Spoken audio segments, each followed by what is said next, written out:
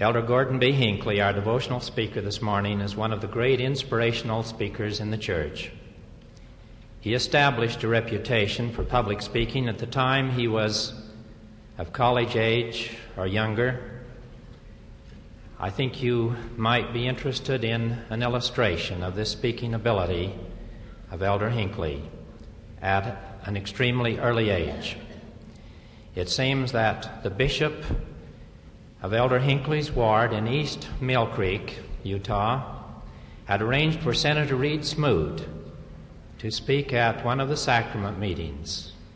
And almost the last minute it developed that Senator Smoot couldn't keep his speaking engagement. And in desperation, the good bishop asked young Gordon if he would be a substitute speaker.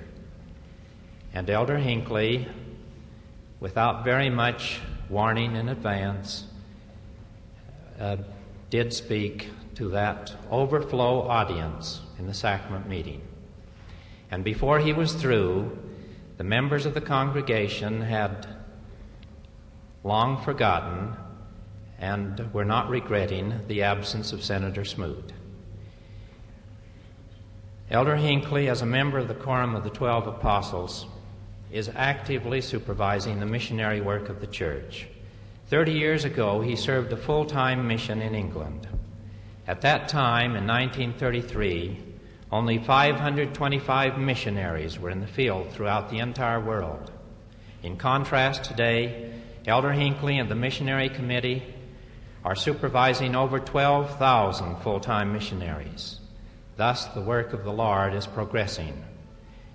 Elder Hinckley, in order to provide maximum time for your address, we shall not say more in this introduction. We're most pleased now to have you speak at our assembly. I come to you this morning with much fear as I look into the faces of this vast congregation. I feel a desperate dependence on the Lord. I don't know where on earth one would face a congregation of this kind. As I've thought of these lovely girls seated behind me, and of my standing here, there has flashed into my mind only one title: Beauty and the Beast.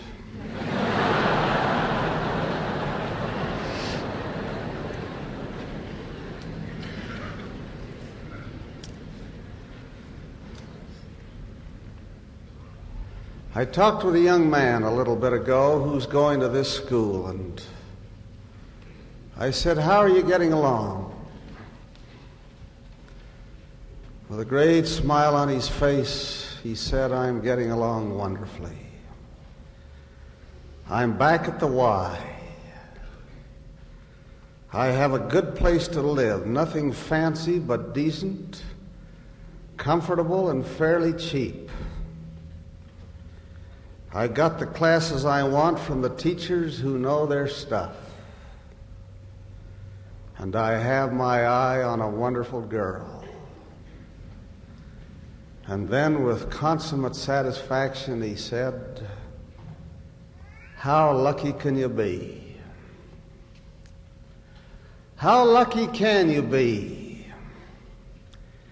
In that question, which I suppose your English teachers would classify as slang, I find the text for some of the things I'd like to say. If I repeat a thought or two that I spoke at the last General Conference, I hope you'll forgive me. I've been under terrible pressure since then. The notes of this talk were prepared last night while riding a plane 600 miles an hour between New York and Salt Lake. We left Kennedy Airport at 6 in the evening, rose faster than any bird could ever fly to an elevation of 35,000 feet, passed over the great cities of the East, and landed in Chicago an hour and 45 minutes later. After a brief pause, we headed west again, out into the blackness of the night, across the great Mississippi lowlands, then over the vast prairies, relentlessly driven by the great jet engines, flying at 39,000 feet to take advantage of a tailwind that carried us to Salt Lake in less than 2 hours and a half from takeoff to touchdown. The air was smooth, the seats were comfortable, the food was delicious. Many of you have had similar experiences. This kind of everyday miracle has become commonplace to us. Like so many other marvelous things, we take it for granted. We passed over Des Moines and skirted Omaha and flew high over the river beside which a century ago our forefathers drove their oxen, traveling 15 miles a day. In my mind's eye, I saw below the long wagon trains, dust rising with each turn of the great wooden spoked wheels. I saw the wagons circled in the evening, the oxen turned out to feed and water, the burdensome preparation of coarse food, eaten with thanksgiving, the nursing of the sick, the burial of the dead among those who were leaving persecution to lay the foundation for all that we enjoy. In imagination, I saw my own grandfather,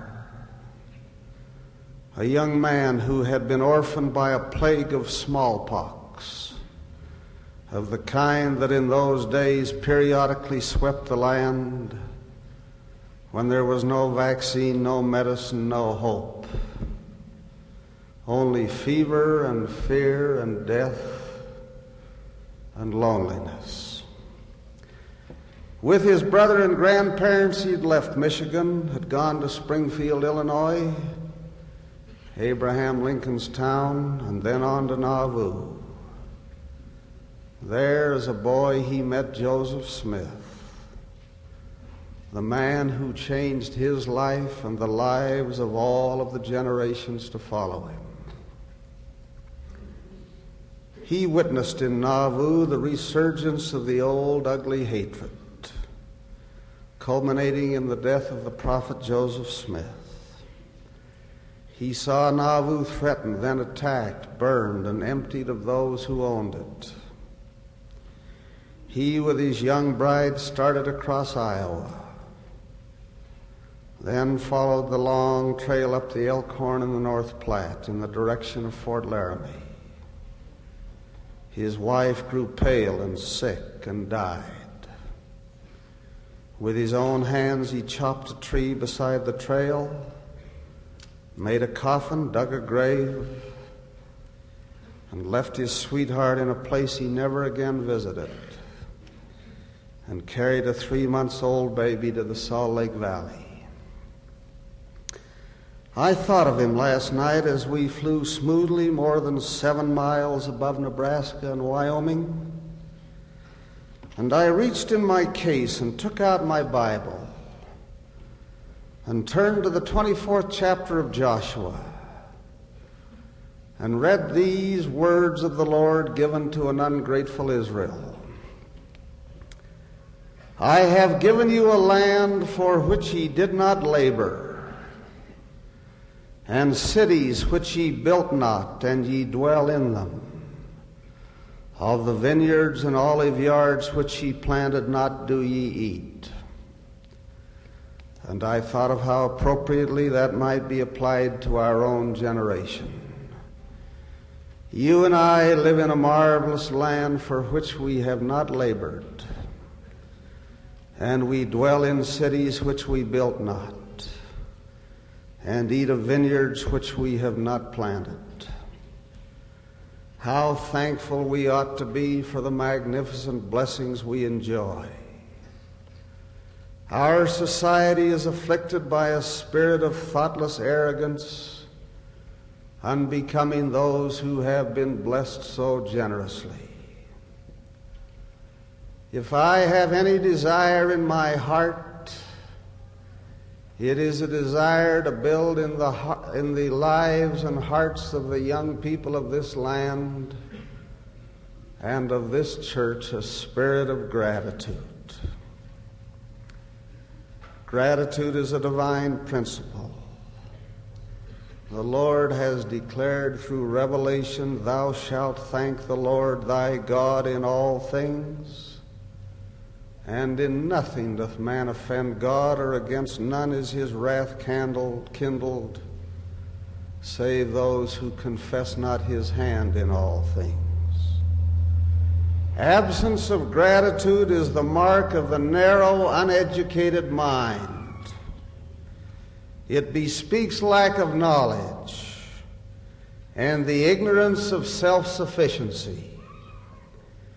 It expresses itself in ugly egotism and frequently in malicious conduct. We have recently witnessed the senseless destruction of millions of dollars of property by mobs of resentful, unthankful people whose only evident aim was to destroy the fruits of other men's labors.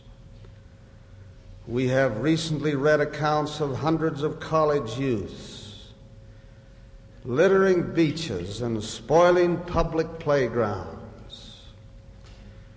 I have recently seen thousands upon thousands of acres of forests, magnificent land burned by the carelessness of smokers, whose only concern had been the selfish pleasure gained from a cigarette. This month's issue of Reader's Digest carries a provocative article on wild youth and speaks of the perils of affluence, pointing out that these devil-may-care troublemakers do not come from the lower economic strata of society, but rather from affluent homes. Where there is appreciation, there is courtesy. There is concern for the rights and property of others.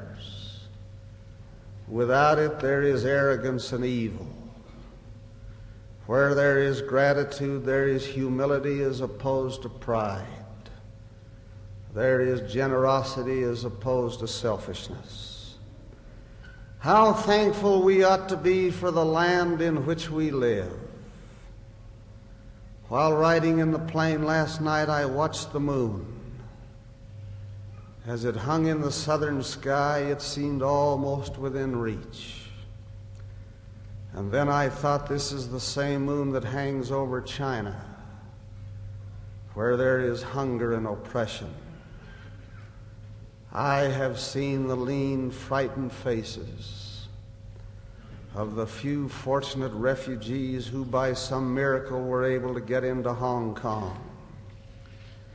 I have seen the children described by an English newspaper as children whose eyes stare as if blind, whose legs and arms are like sticks of licorice, who neither cry nor laugh, and who weigh 10 pounds at the age of 10 years. I saw last night the same moon that shines over India, where the per capita income per year is $70, and where hunger stalks the land and men die young. The same moon that shines over Korea, where hangs the ever-present threat of war, where poverty is the rule rather than the exception, where the cold Siberian wind sweeps with misery and suffering. I returned yesterday from a conference in New Jersey where we met in comfort. And I thought of the conference we held a year ago in Seoul, Korea, when during all the hours of our meetings, The temperature in the old hall never rose above 26 degrees. How magnificently we're blessed. How thankful we ought to be. I have here a bulletin of the Royal Bank of Canada. It deals with hunger in the world. It says, among other things, and I'd like you well-fed, handsome young people to hear this. It is difficult for North Americans to understand the plight of people in underdeveloped countries because we have never been desperately hungry. No one here dies of starvation. Elsewhere, more than 1,500 million people go to bed hungry every night. The fact is, and listen to this, the fact is that not more than 1 in 100 of the people in underdeveloped countries will ever in all his life have what a North American family would consider a good square meal. Reflect on that, my dear young friends, and then get on your knees and thank the Lord for his bounty. And to you young men and women for whom education is so relatively available, let me quote further. In the world today, only about 1 person in 8 between the ages of 5 and 20 receives some formal education. About 750 million persons at or over school age cannot read or write. I ask you to think of this as you go about this magnificent campus with this great field house, its marvelous teaching theaters, its great laboratories, its comfortable dormitories, the broad lawns, the beauty and the splendor of it all. How lucky can you be? I ask that earnestly. How lucky can you be? Cultivate a spirit of thanksgiving in your lives. Make it of the very fiber of your beings. It will impart an added dimension to your characters that will give depth and strength. The Lord has said, the meek shall inherit the earth. I cannot escape the interpretation that meekness implies a spirit of gratitude as opposed to an attitude of self-sufficiency. Judgment of a greater power beyond oneself, who is the giver of every good gift. A recognition of God. This is the beginning of wisdom. I return to those stirring words of Joshua spoken to the tribes of Israel assembled at Shechem. I have given you a land for which ye did not labor, and cities which ye built not, and ye dwell in them. Of the vineyards and olive yards which ye planted not do ye eat. Now therefore fear the Lord, and serve him in sincerity and in truth. This is my plea to you today in this devotional service. Walk with thanksgiving before God and with appreciation before your associates. And add to your spirit of thanksgiving a great spirit of service, that you might bring to others the marvelous blessings which you yourself enjoy. As you look forward to your lives, as you prepare for the future, think of serving those beyond yourself. Reach out in service to others. I picked up a book which was published on this campus a year or two ago, and read a statement which has impressed me tremendously. It's found in the foreword to that book. It comes from Charles Malek, former President of the General Assembly of the United Nations. Said he, "In this fearful age it is not enough to be happy and prosperous and secure yourselves. It is not enough to tell others, look at us, how happy we are. Just copy our system, our know-how, and you will be happy yourselves. In this fearful age, you must transcend your system. You must have a message to proclaim to others.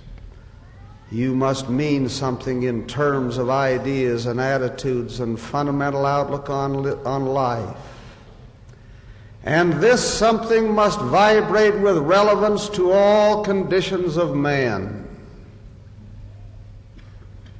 In my judgment, my young brethren and sisters, the greatest need of the world today is a generation of men of learning and influence who can and will stand up and go forth, and in sincerity and without equivocation declare that God lives and that Jesus is the Christ and that all men are brothers with an obligation to serve one another. This is the message I would like to leave with you this day. How lucky can you be? How thankful you ought to be. How determined you ought to be to use your lives in the service of others, and in so doing serve your God, of whose living reality I testify as I invoke his choice blessings upon you. In the name of Jesus Christ, amen.